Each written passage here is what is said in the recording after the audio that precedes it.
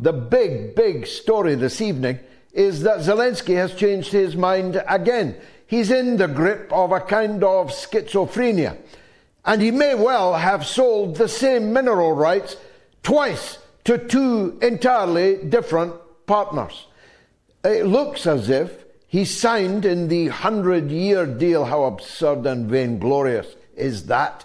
A 100-year treaty. I've got it sitting on my desk. I'm looking very carefully at some of the clauses, Keir Starmer.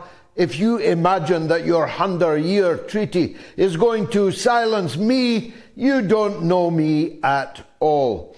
But in the 100-year deal, it's clear that Zelensky has sold the mineral rights in the western part of Ukraine, I'll come back to that point in a minute, to Keir Starmer, which presumably explains the largesse being lavished by the British Exchequer on the little coke sniffer.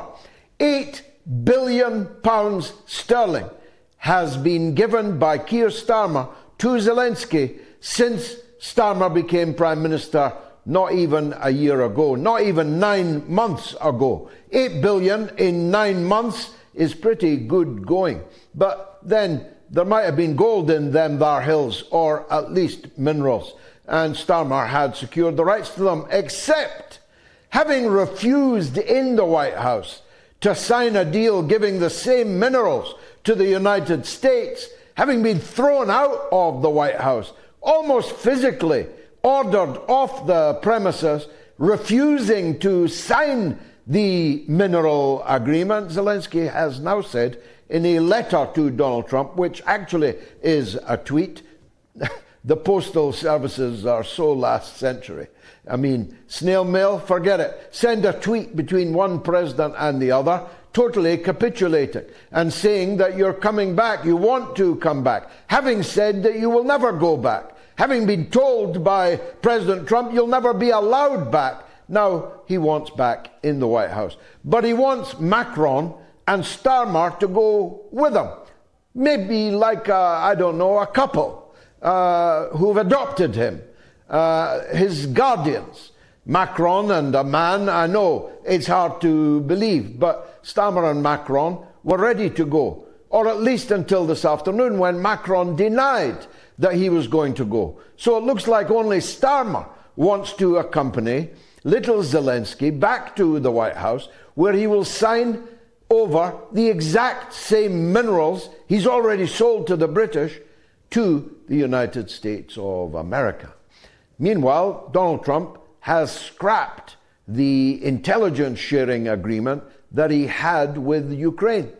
The United States has 8,000 plus satellites orbiting the battlefield right now. Most of them, incidentally, owned by Elon Musk, a member of Donald Trump's government. And those satellites are now switched off for Ukraine, which means Ukraine has no idea of Russian troop movements, whether the Russians are moving up somewhere or not. You cannot fight a war without that kind of intelligence, and Zelensky now doesn't have it. Neither does he have any more American weapons, which have been halted at the depots in which they were being stored, ready to be shipped in. The Germans have declared that they have no more weapons left to give to Ukraine. If Vladimir Putin's thinking of restaging Berlin 1945, this would appear to be a good time to do it, as the Germans have run out of ammunition. The Poles have made it clear that they will not be sending any forces to the Ukraine. The Italians, having agreed at the weekend to do so, have now declared that they are retreating. Who would have thunk it? An Italian government, an Italian army leaving the field so soon. So it's us and the French. Except it's not even us and the French. Those of you who know anything about French military prowess since the Napoleonic era know that the French army, well, to put it kindly, cannot be relied upon. And the lads that had to be lifted off the beach at Dunkirk and their sons and daughters could tell you more about that.